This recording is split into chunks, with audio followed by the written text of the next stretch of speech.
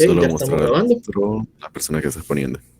Entonces vamos a iniciar con la exposición. Vamos a presentarnos. Mi nombre es Alfredo Duque Mi nombre es Gonzalo Quevedo. Mi nombre es Franco Marchán. y estamos realizando el trabajo de servicio comunitario en la comunidad Santa Rosa. El servicio comunitario se denomina uso eficiente de los equipos electrónicos en la urbanización Santa Rosa, ubicado en la parroquia La Concordia de la ciudad de San Cristóbal. Este es el correspondiente al taller número 1 de voltaje, corriente y carga eléctrica. Este ya lo hicimos en presencial, este sería entonces el que vamos a estar realizando en virtual. Correcto. Nuestro tutor es la profesora, la ingeniero Fabela Quintero. Entonces, en el primer taller nosotros hablamos de qué es la electricidad. La electricidad es un movimiento, flujo de electrones a través de un conductor. Este movimiento no es posible sin la aplicación a dicho conductor de una fuerza especial llamada fuerza electromotriz. Ese es el concepto que tenemos por electricidad, pero es algo muy complejo para lo que nosotros queremos realizar, que es algo práctico. Entonces, si hablamos de la electricidad, vamos a hablar de ella como aquello que podemos hacer mediante esta, o sea, la transformación que podemos hacer de un tipo de energía en otro tipo de energía. Entonces, una de las cualidades de la electricidad es que la podemos transformar en otras formas de energía como la calórica, la lumínica, la mecánica, la química, entre otras. El concepto de carga eléctrica es muy importante. ¿Alguien levantó la mano? Ah, no, están ingresando. Listo. Tranquilo, Continúa entonces. son personas intentando ingresar, yo las voy a ir aceptando. Ok, entonces continúa. La carga eléctrica del átomo. La carga negativa del electrón y la fuerza ejercida por esta se encuentra dirigida hacia adentro y tiene el mismo valor que la carga positiva del protón, cuya fuerza siempre está dirigida hacia afuera. Esto genera dos campos eléctricos contrarios, pero de igual magnitud, por lo cual los átomos son eléctricamente neutros. Aquí observamos la imagen de un átomo donde tenemos los electrones en órbitas que están girando alrededor del núcleo. En el núcleo encontramos los protones y los neutrones. Los electrones los reconocemos como la parte negativa del átomo, los protones como la parte positiva y los neutrones son cargas neutras. Este es uno de tantos modelos que existen y para lo que estamos realizando basta con él. Lo que nos interesa es que en la definición que nosotros estamos dando, hablamos de que el electrón es el que se mueve. Hablamos un poco de los iones. Un ion positivo es cuando hay más protones que electrones, por haber perdido uno o más electrones. Un ion negativo cuando hay más electrones que protones, por haber ganado uno o más electrones. Normalmente nosotros hablamos de ceder cargas o un déficit de carga. En este caso, las cargas de las que hablamos son los electrones. También recordamos lo que sería que las cargas iguales se atraen y que las cargas diferentes se rechazan. Es lo que siempre vemos en los libros, lo que nos han enseñado en la escuela, que cargas positivas iguales se rechazan y que cargas diferentes se atraen. La electricidad podemos clasificarla en dos grandes grupos. La electricidad estática es uno de ellos. Esta se refiere a los electrones estáticos o en reposo que se produce por acumulación de cargas en un punto de un material. Nosotros hemos observado a veces cuando estamos en la cama o cuando tocamos algún objeto que se producen ciertas chispas. También en los televisores viejos, cuando los apagamos, los televisores de tubo de rayo catódico, los televisores grandes, cuando se apagan, ellos dejan cargas estáticas en la pantallita. Por eso cuando pasamos sentimos que se erizan los cabellos de nuestra piel o si tocamos muy tenuemente la pantalla observamos que se produce un arco luminoso como el que observamos en la imagen. El método más sencillo para cargar un objeto es por frotamiento. Recordamos entonces los experimentos que nos enseñaban en la escuela, que eran, por ejemplo, utilizar un peine y luego atraer unos papeles muy chiquiticos, unos papeles que se iban hacia el peine luego de que lo frotábamos con algo. La acumulación de electrones es peligrosa. ¿Por qué? Porque, por ejemplo, en los camiones que transportan combustibles, el camión a medida que está viendo el aire por medio de la acción del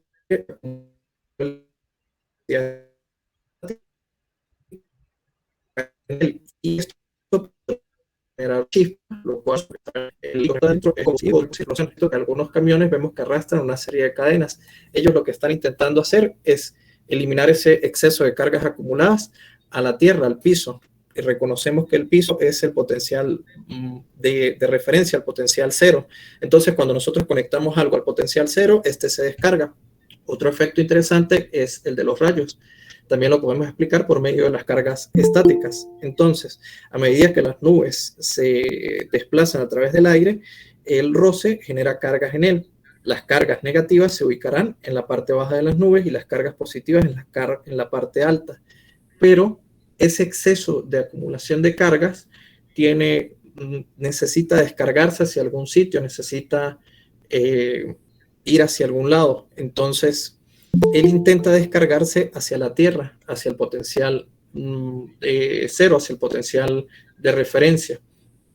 Es por esto que cuando hay tormentas eléctricas nos recomiendan que no estemos en piscinas, que no salgamos a la calle de ser posible.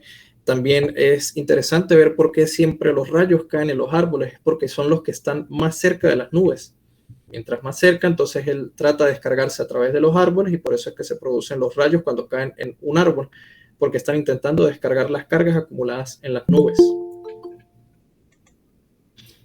En la exposición, cuando estuvimos en el taller práctico, realizamos un experimento que consistía en frotar dos globos. Cuando frotábamos un solo globo y lo acercábamos a otro, estos se atraían. En el momento que frotamos los dos globos y los tratamos de acercar, estos se repelen. Nosotros no tenemos conciencia de exactamente qué estamos haciendo, si estamos acumulando cargas en el globo o estamos robándole cargas al globo, pero podemos observar el efecto que tiene cuando frotamos el globo y lo acercamos a otro. Otras formas de producir energía en pequeñas cantidades es por reacciones químicas. El frotamiento fricción fue lo que explicamos anteriormente. Por reacciones químicas es el principio de funcionamiento de las pilas. Su funcionamiento se basa en una reacción química entre dos elementos diferentes. Si se introducen dos placas metálicas o electrodos metálicos como el cobre y el zinc en una solución ácida más agua, se puede comprobar la existencia de una fuerza electromotriz entre dos placas, es decir, que una de las placas se oxida y envía electrones hacia la otra placa. Ese movimiento de electrones es lo que nosotros reconocemos como corriente eléctrica y existe una diferencia de potencial entre las dos placas. Este es el principio de funcionamiento de todas las baterías, sean del tipo que sean. Por presión o por vibración. Ciertos cristales tienen propiedades piezoeléctricas, es decir, convierten la energía mecánica en energía eléctrica al ser sometidos a presión o vibración. Estos son el cuarzo, la turmalina, el titanio de bario, la sal de Rochelle, entre otros. Un ejemplo de esto son los tocadiscos antiguos o los encendedores electrónicos.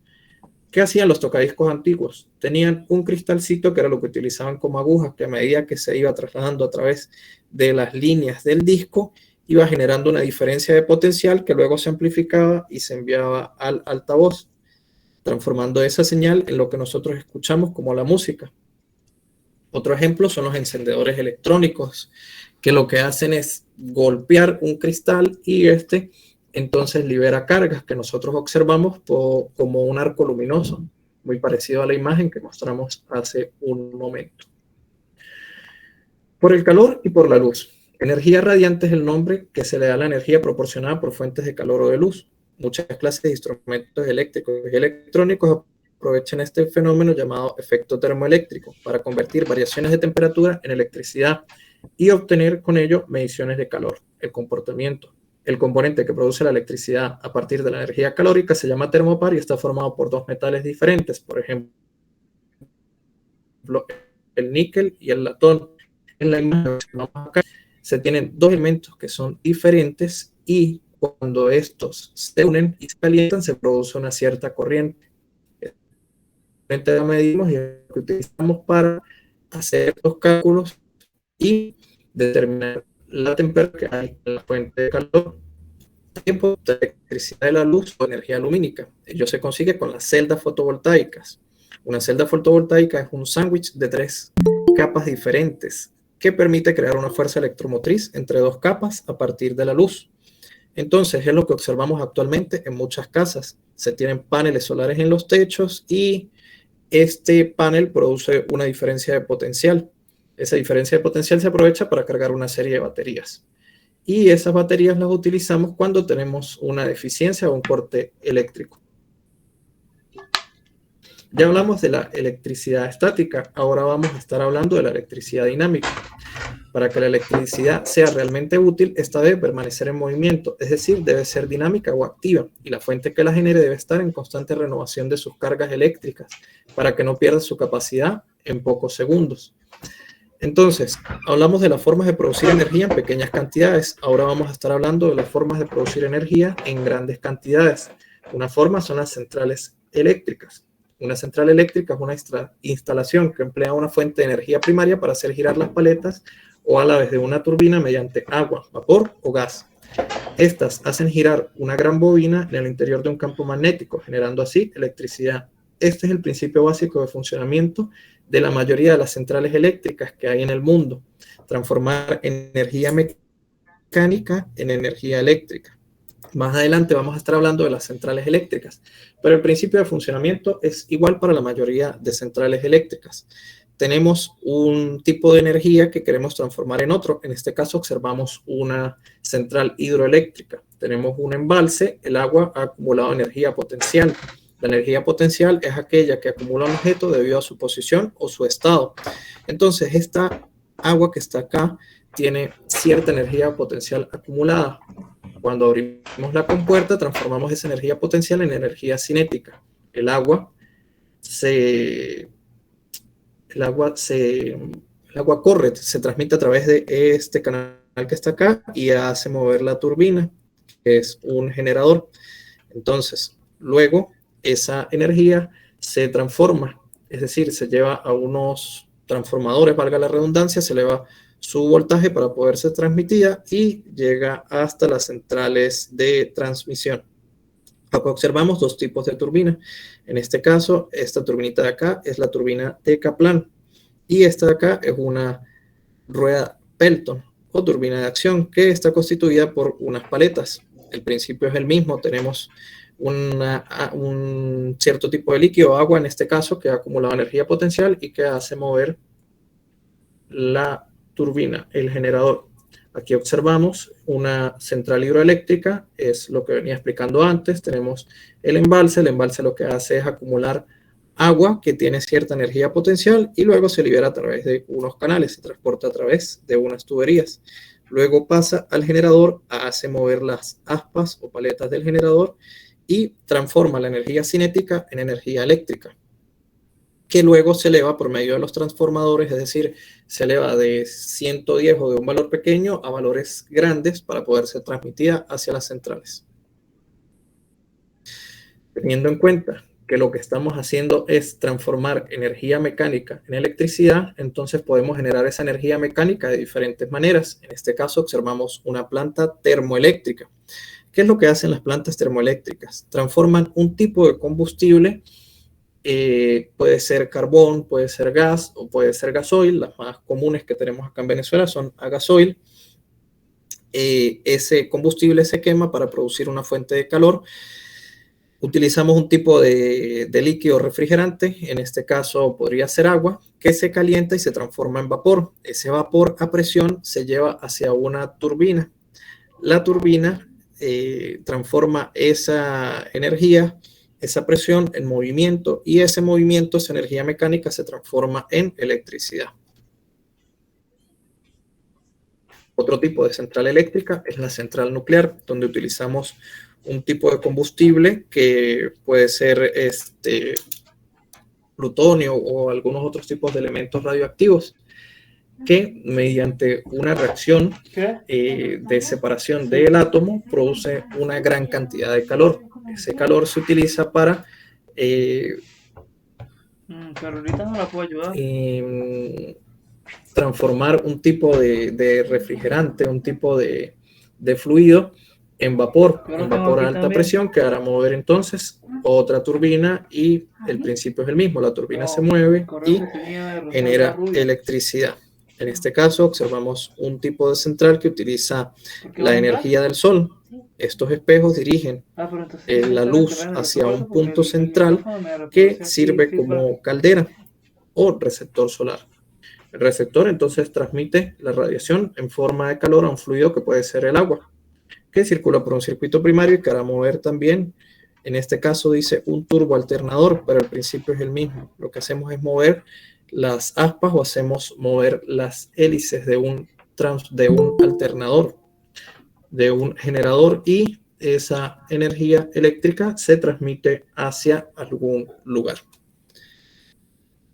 Esta fue mi exposición, la parte que yo estuve realizando, y continuaría entonces mi compañero Gonzalo. Presente. Dejo de presentar yo, Gonzalo, y De hecho, si abro el quiere, micrófono. presente usted que para yo no tener tanta carga aquí en mi PC. ¿Tienes la presentación ahí a la mano? Ah, no, entonces tranquilo, ya presento por acá. Deme un Sí, segundito porque que no. no tiene la misma lista. Ajá, deme un segundito. Le consigue aquí la página correcta. Listo. Perfecto. Muy bien. Dame un segundo. Ya comparto pantalla.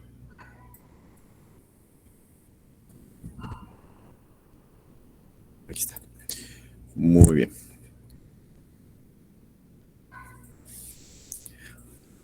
Dame un segundo. Bueno, buenas tardes para todos.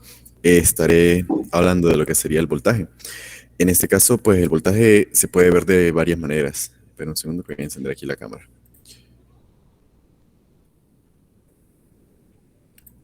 Muy bien. Ok, el voltaje podemos hablar de varias maneras. Algunos de sus nombres serían el primero, que es el más conocido, voltaje. También le llaman diferencia de potencial. También le llaman fuerza electromotriz. En muchos casos también le llaman.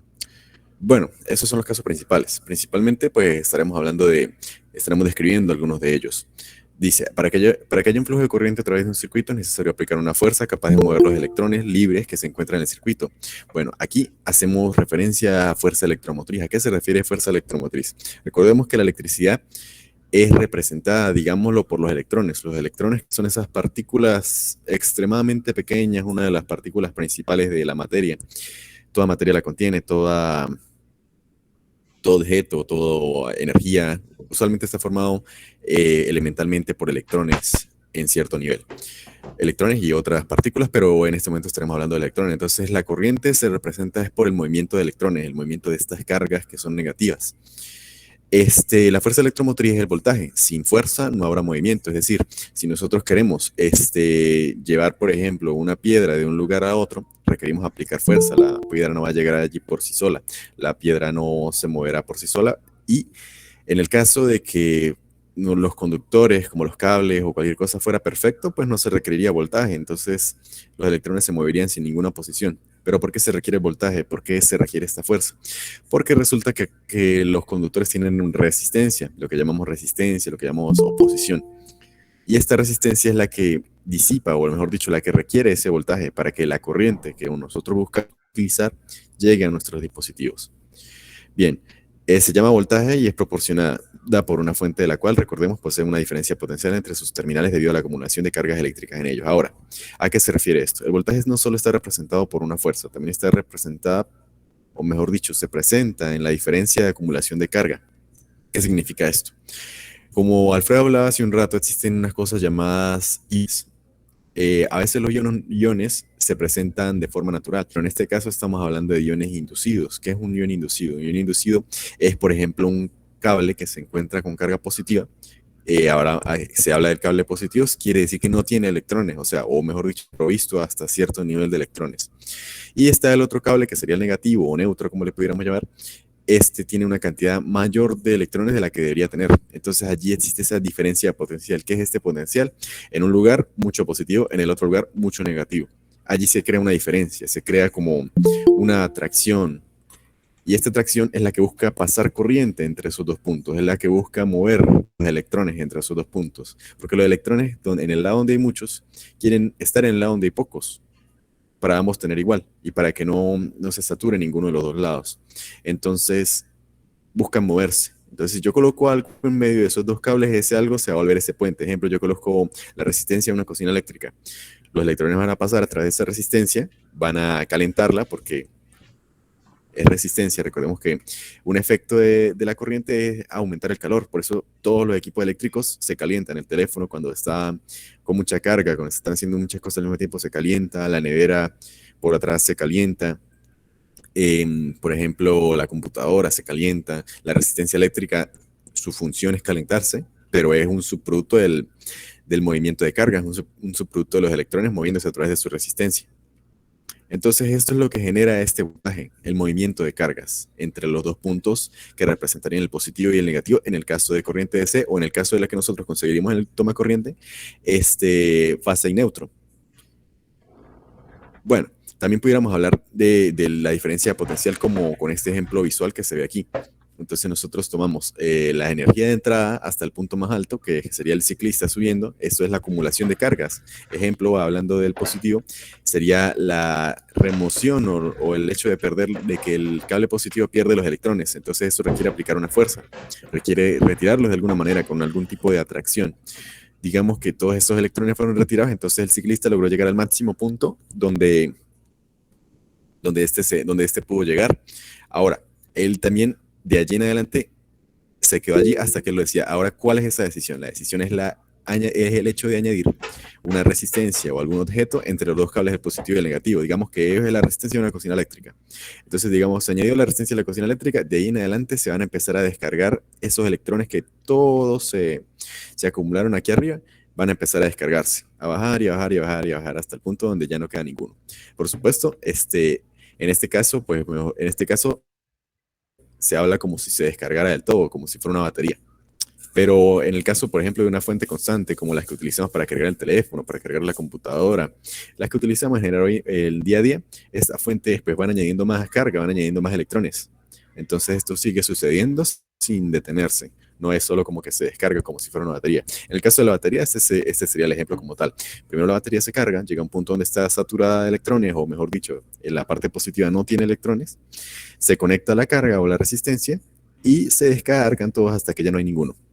Muy bien, aquí hay otro ejemplo. La misma carga llega hasta el punto más alto, pero de repente se cae. ¿Qué significa esto en lo que respecta a corriente? Recordemos que hablábamos de un conductor perfecto, que no requiere voltaje, que a través de él pueden pasar todos los electrones que sean requeridos sin necesidad de la fuerza electromotriz. Eso pasa y se le llama el cortocircuito. Cuando nosotros agarramos el cable positivo y lo conectamos junto al cable negativo, eso no debería hacerse nunca, porque entonces estamos colocando un camino que no tiene resistencia, un camino que es tan libre como puede. Y obviamente va a querer mandar todos los electrones de golpe. Y por eso es que el ciclista se cae de golpe hasta el fondo, porque quiere mandar todos los electrones en un solo momento. Y eso, recordemos que mencionamos anteriormente, que la electricidad aumenta la temperatura del objeto a través del que está pasando. Si esto sucede de manera muy abrupta, como sería el caso, tenemos una cantidad de temperatura aumentando en un instante. Entonces allí es donde vemos los equipos sulfatados, los equipos quemados, y en casos raros y esperemos evitables, tendremos los cables explotando o tendremos equipos explotando. Esto muchas veces cuando vemos una placa de circuitos y hay una parte negra, bueno, esto se debe usualmente a un cortocircuito o a algún elemento que perdió su resistencia y se transformó en un cable. Esto es algo que suele suceder. Y a esto se ven estas explosiones, la acumulación de calor en un instante definitivo y el material no puede soportarlo, se derrite o explota, se evapora, porque la electricidad puede generar muchísimo calor en momentos instantáneos. Entonces ese es el peligro del voltaje. El voltaje debe manejarse, el voltaje es capaz de generar corriente y la corriente es capaz de generar calor. Y el calor es capaz de destruir objetos cotidianos o objetos con los que nosotros estamos rodeados. Entre ellos, pues el peligro de, por ejemplo, electrocutarse es no tanto desde el punto de vista eléctrico, o sea, no es tanto desde el punto de vista de lo que hace nuestro sistema nervioso, que por ejemplo puede detener el corazón. Esas son cosas que realmente no son muy probables. Lo que realmente puede suceder, lo que es peligroso acerca de electrocutarse por un periodo largo, es que la temperatura dentro del cuerpo comienza a aumentar. Y si se llega a cierta temperatura, entonces los órganos pueden fallar, pueden existir daños internos o quemaduras internas, los cuales pues de por sí una quemadura externa es bastante difícil de tratar, mucho más la quemadura interna. Bueno, ahora, otro ejemplo, otra forma de visualizar este voltaje es la añadidura de energía, porque recordemos que todo proceso, toda descarga, todo aparato electrónico que nosotros utilizamos gasta energía. Entonces hay que, la fuente, o mejor, si pudiéramos hablar de Corpolec, pudiéramos hablar del cargador del teléfono, ellos deben añadir energía. Añadir energía, esa energía se añade hasta llevar el electrón hasta su punto o hasta el punto donde debe moverse.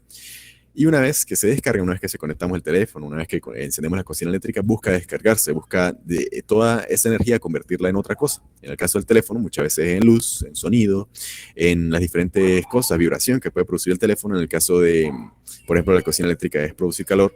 En el caso, hay muchas cosas en las que se puede transformar la electricidad. En el caso, por ejemplo, de un vehículo, un juguete o algo por el estilo, se puede transformar en movimiento. Entonces, esa es un potencial de la electricidad. Se puede transformar en otros tipos de energía. Energía lumínica, energía calórica, energía cinética. Y pues esos son los usos que tiene el voltaje. Eso sería todo. Disculpen, hay alguien que tiene preguntas. Veo que habían unas manos levantadas hace un momento. Adelante, el que tenga alguna pregunta, pues siéntese libre.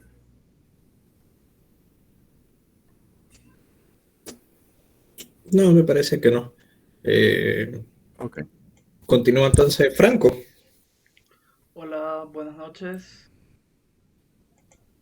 buenas Denme un noches. momento para compartir acá la presentación. De todos modos, creo que como me parece que lo hicimos muy rápido y eso, podríamos ahorita cada uno hacer un resumen de lo que hablamos, de los puntos más importantes, y que nos hagan Me preguntas parece bien. entonces acerca de lo que tratamos, de lo que ¿Me hablamos. comentan por favor si se ve? Sí, sí se ve. Sí, ok, ya déjame buscar la lámina.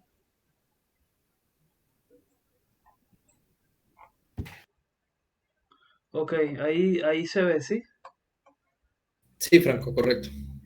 Vale, bueno, buenas noches para todos. Mi nombre es Franco Machán. Yo voy a comenzar. Este es un repaso de lo que fue el taller uno que dictamos hace ya unas semanas. Y en mi caso les voy a hablar de lo que es la corriente eléctrica, ¿sí? Por acá podemos ver lo que son dos cables. Y acá tenemos lo que simula la corriente eléctrica, ¿sí? Primero que todo vamos a definir lo que es la corriente eléctrica. En este caso es un flujo de electrones que recorre un material. Ese es el concepto más simple que vamos a tener de la corriente, ¿sí? Al mismo tiempo, la corriente la podemos medir como la tasa neta de flujo de carga eléctrica a través de una superficie o volumen de control. Eh, Como podemos ver, en este cable vamos a tener lo que es un volumen de control. Sí, el cable pues sería un cilindro y directamente acá esto tiene un diámetro, esa sería la superficie. Ya eso lo explicaré un poco más adelante en otra lámina. Al mismo tiempo, acá podemos ver que la corriente que es igual a la carga entre el tiempo, ¿sí? Ese es el concepto más simple que vamos a poder ver de la corriente. Como podemos ver acá, tenemos lo que son dos circuitos, ¿sí? O circuitos eléctricos simples con corriente. En este caso, tenemos lo que es una batería y vamos a trabajarla como el generador. Esto sería pues una batería de corriente directa y este sería un circuito muy sencillo, muy simple. Los dos son lo mismo, pero demuestran cosas diferentes. Eh, ¿Alguien levantó la mano? Si va a hacer alguna pregunta, adelante. Vamos a chequear. Eh, José Contreras, tienes que habilitar el micrófono para hablar si vas a hablar. Si no, al final podemos seguir con todas las preguntas, ¿vale? Sí, hacemos lo que te dije, hacemos un resumen de lo más importante que hablamos y entonces, bueno, yo empiezo tal, doy el resumen y las personas hacen las preguntas si tienen. ¿Te parece? Vale, sí, me parece bien. Entonces dejemos las preguntas También para el pueden final hablar a y través del chat en respondemos. cualquier momento. Sí. Sí, ujú. Vale, entonces voy a proseguir, ¿sí? Tenemos acá lo que es un circuito simple con una batería, un aparato eléctrico que en este caso lo vamos a simular con una bombilla y un conductor que en este caso serían los cables, ¿sí? También acá vamos a tener lo que es un interruptor, que esto pueden ser los switches que tenemos para los apagadores de las bombillas eléctricas en casa, o puede ser un botón, como por ejemplo el botón de encendido del televisor o de la licuadora o del ventilador X ejemplo. Es exactamente lo mismo, este es el funcionamiento y a través de este conductor es que va a fluir lo que es la corriente eléctrica, ¿sí? Va a fluir una cantidad de carga eléctrica que es la que va a encender este aparato eléctrico. Y pues directamente con el interruptor lo vamos a conectar y desconectar. Si está conectado va a permitir el flujo de carga eléctrica y si está desconectado simplemente va a quedar allí lo que es la diferencia de potencial, más no va a haber encendido, en este caso la bombilla. Acá como podemos ver en este circuito eléctrico simple es exactamente igual, solo que estamos simulando lo que es un interruptor diferente. Sí, este es como se simula el lenguaje de ingeniería y esto ya pues es una simulación real de lo que se ve en cualquier lugar, casa, edificio o industria. Como les decía, hace rato definíamos la corriente eléctrica como, vamos a retroceder para decirlo tal cual, como la tasa neta de flujo de carga a través de una superficie o volumen de control. Bueno, en este caso tenemos lo que sería el volumen de control, ¿sí? El volumen de control es lo que es conocido como la resistencia. Y la resistencia es igual a la resistividad del material por su longitud entre su área, ¿sí? El área pues sería la superficie y la longitud pues sería directamente ya la distancia de ese elemento que se va a oponer al flujo de corriente eléctrica, ¿sí? Acá tenemos lo que es, podría simular fácilmente un cable o un hilo de cobre, ¿sí? Este cilindro que está acá se puede prolongar infinitamente y bueno, es un cilindro, pero no siempre tiene la forma cilíndrica, podría ser también un cuadradito como este. Esto pues simplemente es igual un área por una longitud por una resistividad. Debemos entender también que la resistividad según el material varía, ¿sí? No es tan resistente, por ejemplo, el, el papel como el aire. Hay diferentes tipos de resistividad según el material o el papel con la madera. No son conductores eléctricos, pero aún así tienen resistividades diferentes. ¿Por qué es importante la resistividad? Porque eso depende realmente cuál va a ser el flujo de corriente que va a soportar ese material antes de que sea, eh, de que cambie su forma, ¿sí? En este caso, por ejemplo, en esta imagen podemos ver lo que es un conductor eh, abierto, ¿sí? Que si uno no lo toca, pues no pasa nada, ya hay una diferencia potencial. Pero ¿cuál es el peligro acá? Que si una persona lo toca y pues, está descalza, no tiene ningún tipo de protección, dependiendo si este cable que está acá es positivo o negativo, podemos cerrar ese circuito del que hablábamos en unas láminas antes. Vamos a ponerlo acá, ¿sí ven? Podríamos cerrar este interruptor. Entonces podríamos tener lo que es una descarga eléctrica que nos afecte directamente a nosotros. Puede ser algo muy leve o incluso en casos muy extremos nos puede llegar a quitar la vida. Así que pues hay que tener mucho cuidado con eso porque vamos a funcionar como lo que es una resistencia, ¿sí? Y la corriente va a fluir a través de nosotros. Aunque no somos un conductor eléctrico como el hierro, como el cobre, como el oro, como la plata, igual esa corriente puede llegar a pasar por nosotros si no tomamos las precauciones que se deben. Vamos a ir con esta siguiente lámina, que es la similitud entre la corriente de agua y la corriente eléctrica, ¿sí? Podemos ver lo que es un circuito de agua y un circuito eléctrico. Ambos, en cuanto a analogía, son muy similares, ¿sí? Eh, ya va, denme un momentico acá. Ok, excelente. Ambos en su analogía son muy similares. ¿Por qué? Porque ambos tienen lo que podríamos llamar como una corriente. En este caso tenemos lo que es una corriente de agua, ¿sí? Y aquí vamos a tener lo que es una corriente eléctrica. Vamos a ver que tenemos un tanque que tiene un nivel de agua y esa agua va a fluir por esa tubería. ¿Qué es la tubería? La tubería serían los cables, generalmente de cobre, ¿sí? Pueden ser de otro tipo de material que tenga una muy baja resistividad, como el oro, como la plata. Generalmente se utiliza el cobre porque es el más económico. En fin, y en el tanque vamos a tener lo que es la diferencia potencial. Sí, a mayor altura, pues mayor potencial. En este caso, eso se simula con lo que sería una batería. ¿Sí? Acá eso lo podemos ver. Y vamos a tener directamente la resistencia, ¿sí? ¿Qué sería la resistencia?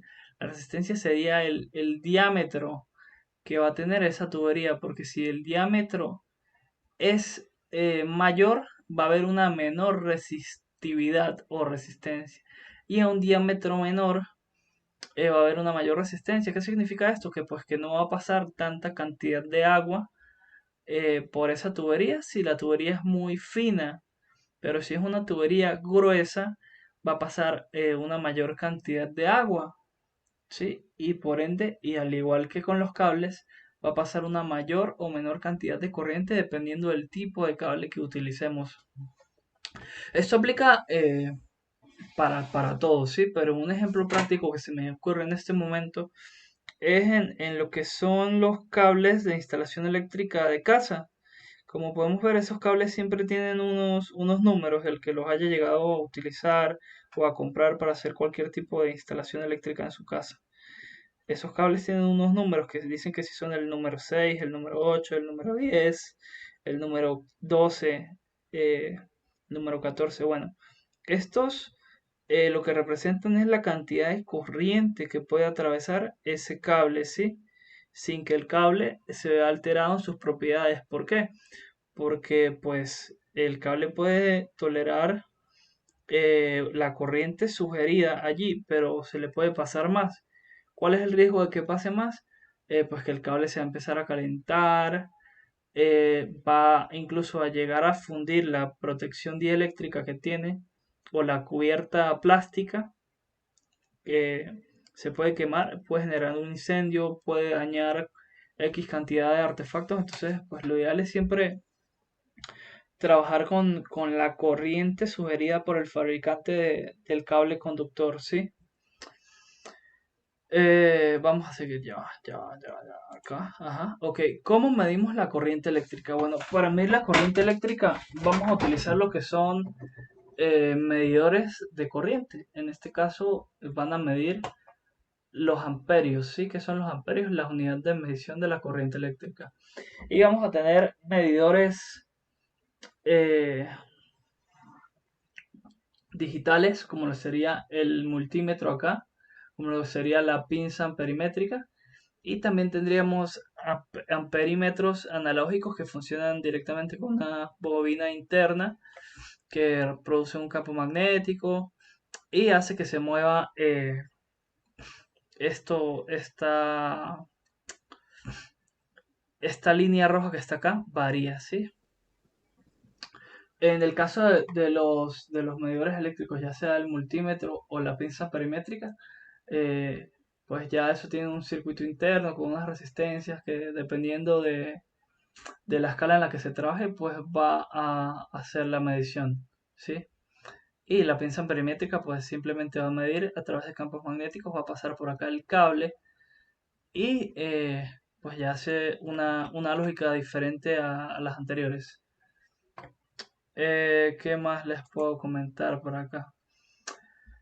Podemos decir que hay diferentes tipos de corriente eléctrica, ¿sí? Lo que es la corriente directa o la corriente más fácil de visualizar con lo que son las baterías, ¿sí? Las baterías nos generan una corriente directa al igual que un voltaje directo, ¿sí? ¿Qué significa que sea directo? Que es constante en el tiempo, que perdura en el tiempo, ¿sí? Y nos va a generar lo que es una corriente alterna. Y en la corriente alterna, pues, ¿qué es? Es simplemente la señal que nos llega desde la industria eléctrica, ya sea Corpoelec o cualquier otro tipo de proveedor que tenga cada quien en su casa. Esto es lo que nos llega a través del toma de corriente, ¿sí? Una señal sinusoidal de aproximadamente 110 voltios RMS. Y es una señal alterna, si ven que es alterna porque sube y baja infinitamente. Esto es lo que sale de estos terminales que tenemos acá. Al mismo tiempo existe lo que son las señales trifásicas, donde vamos a encontrar la corriente trifásica, principalmente utilizados en lo que es la industria para el uso de motores, de fábricas, de producción, y que pues sencillamente vamos a tener tres fases sinusoidales, ¿sí? Así como esta, desfasada 120 grados entre cada una, ¿sí? En general, esos son los tipos de corriente que vamos a obtener y eh, pues ya tendríamos claro lo que es la corriente, cómo se mide, sus unidades. Con esto estaríamos ya finalizando lo que es el taller número 1. De más está decirle a todos muchísimas gracias por su presencia.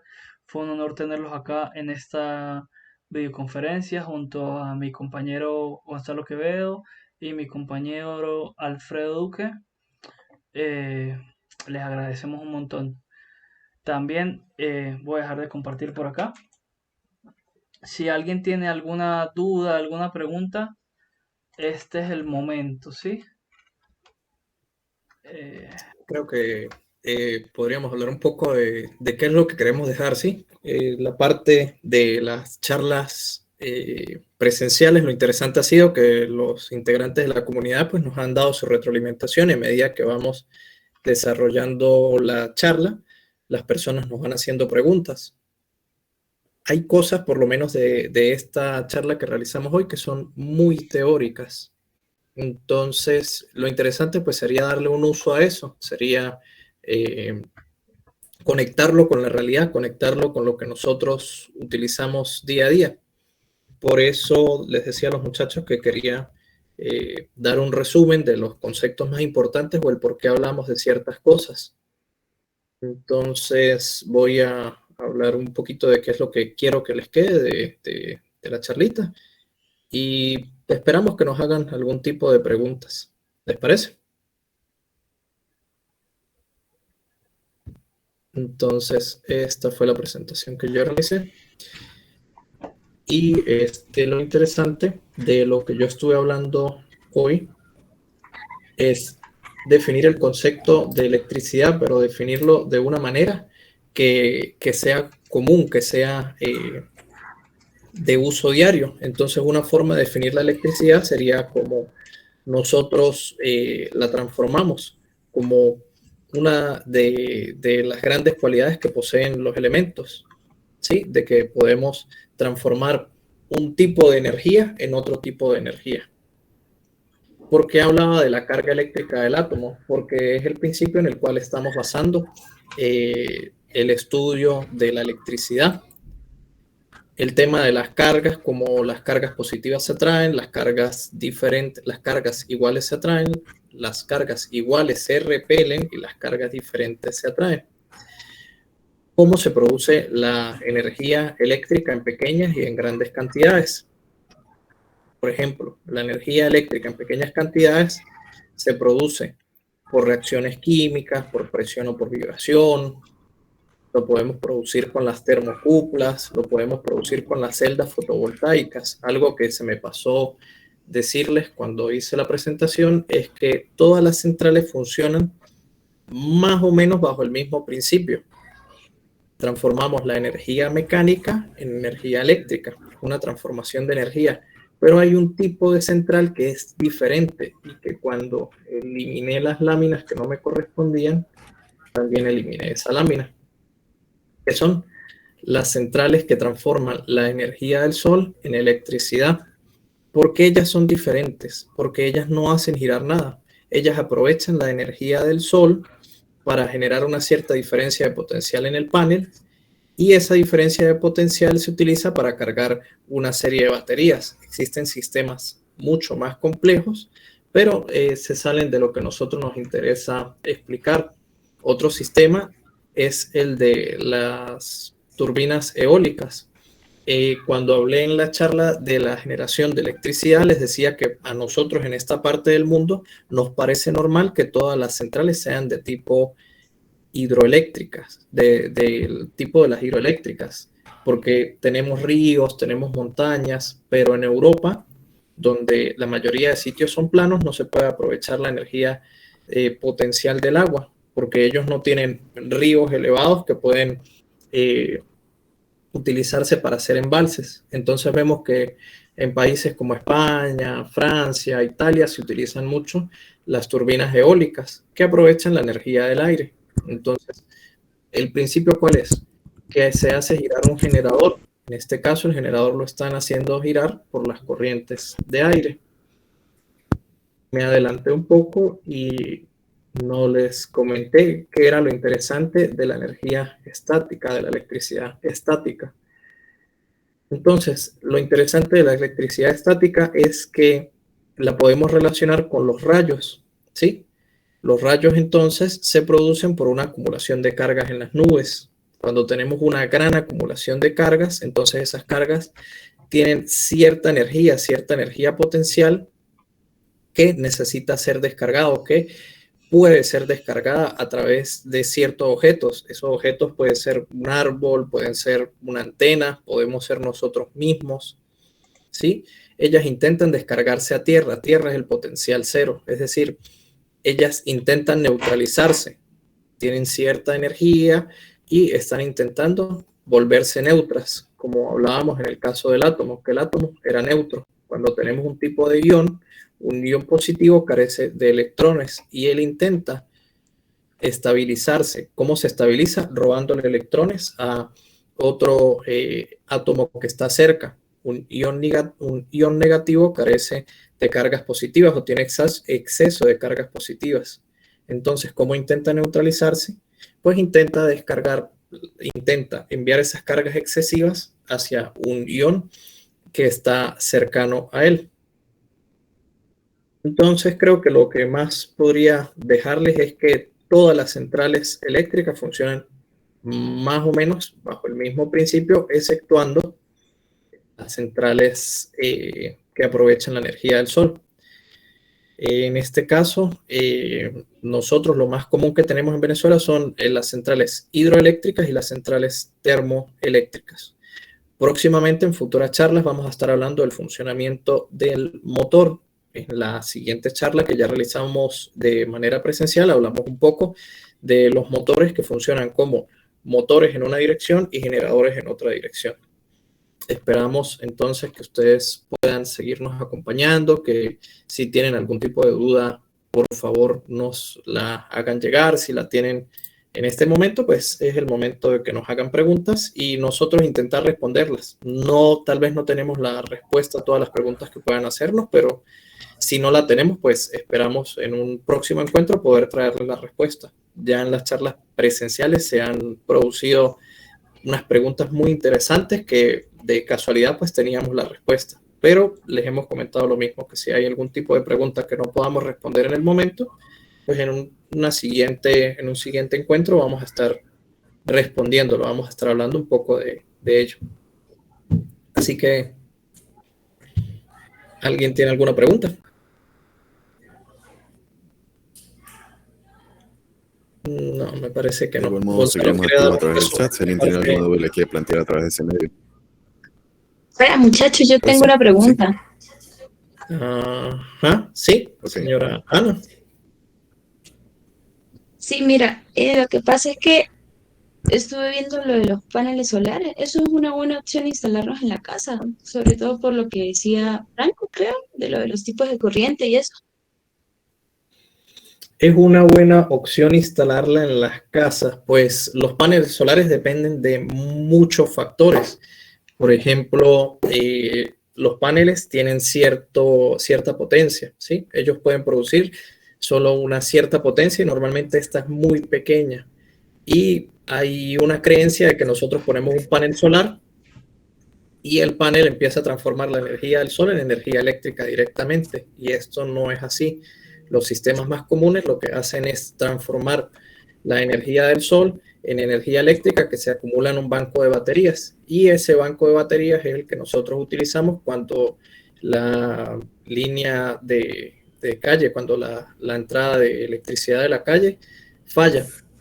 Entonces depende de muchos factores, depende de la inversión que una persona puede hacer. Si tiene una Claro. cantidad considerable, pues podría invertir Yo, en un yo quiero sistema. también aportar unas cositas a eso, Ana. Es importante que si quieres instalar un panel eléctrico o una cantidad de paneles eléctricos en tu casa, tienes que contabilizar la carga de corriente que vas a consumir en una cantidad determinada de tiempo, ¿sí? Eso lo ves directamente con las placas que tengan los equipos eléctricos. Ellos tienen un consumo por hora, un consumo de corriente, ¿sí? Y pues cada panel está limitado a generar una cantidad de energía. Así como dice Alfredo, esta energía no va directamente al suministro eléctrico, sino esta energía debe ser almacenada en una batería. Entonces, pues dependiendo de la carga que tú necesites, vas a tener que sacar unos cálculos o contratar a alguien que te haga todo ese presupuesto para ver, bueno, por ejemplo, si yo quiero mantener encendido un televisor, un computador y tres bombillos, necesito tantos kilovatio hora consumidos y tengo que buscar un panel que me genere esa cantidad de energía y aparte tener una batería que me soporte esa carga por la cantidad de tiempo que yo necesite. Que si son buenos o no en cuanto a tema de costos, pueden ser un poco más elevados Costosos. a lo que uno paga a Corpoelec en este caso, porque todos vivimos en Venezuela. Pero pudiera ser una inversión porque pues hoy en día como tenemos tantas fallas de suministro eléctrico, tener ese respaldo allí nos puede ayudar a prolongar la vida de nuestros artículos eléctricos. En este caso, yo lo que hago es que implemento un UPS, ¿sí? Que pues es un regulador de voltaje con una batería interna para suprimir esos picos de voltaje cuando se va la luz o llega, ¿sí? Eso estaría bueno implementarlo en paralelo o al mismo tiempo con paneles solares, porque pues si se te llega a ir el suministro eléctrico o llega a haber una alza o bajo voltaje, pues simplemente te conectas a la red eléctrica del panel donde vas a tener lo que es el suministro que tienes calculado por 2 o 3 o 4 horas y vas a saber que tus equipos no se van a dañar, no va a haber ningún tipo de problema con eso.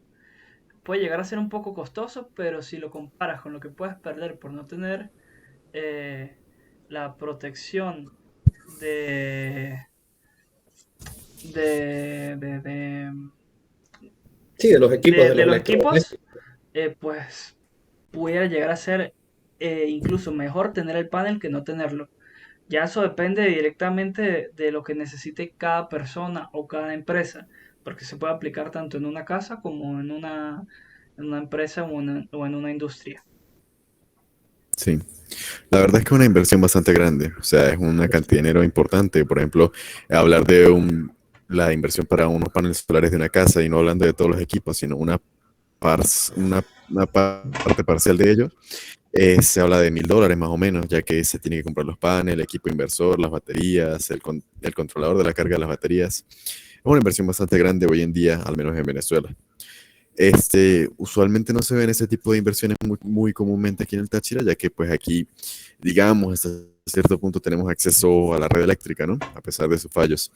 Pero entonces aquí la gente opta por sistemas de carga, es decir, cosas que ellos puedan recargar, así como Franco decía, un UPS, un sistema que usted pueda recargar y una vez se vaya la luz le mantenga encendido esto, porque, como dije, se mantiene el acceso a la red eléctrica a pesar de los fallos. Sin embargo, en otras partes del país, por ejemplo en el llano, donde en las fincas lejanas donde no se encuentra acceso a la red eléctrica, ellos instalan este panel no de forma como UPS, o sea, no de forma de respaldo, sino completamente de funcionamiento continuo, es decir, de suministro completo hacia la finca, hacia el lugar que es un lugar remoto. Entonces, lo que digo es que es más común en lugares remotos, ya que por su alto costo y por el hecho de que algunas veces otras soluciones son más sencillas. Pero si vamos al caso, es una solución muy interesante, ya que dependiendo del nivel con el que se quiera hacer la sustitución de una red eléctrica de Corpoelec, por ejemplo, de, con la red de paneles solares, pudiéramos estar hablando de sustituir por completo la necesidad eléctrica de la casa a autogestión, o sea, completamente obtener su propia generación, su propia energía y ya disponer completamente de Corpoelec, no necesariamente requerir pagar factura de luz, no saber qué son cortes, sino únicamente depender solamente de la energía generada dentro de la casa. Eso sería un punto ideal, una visión ideal para lo que sería una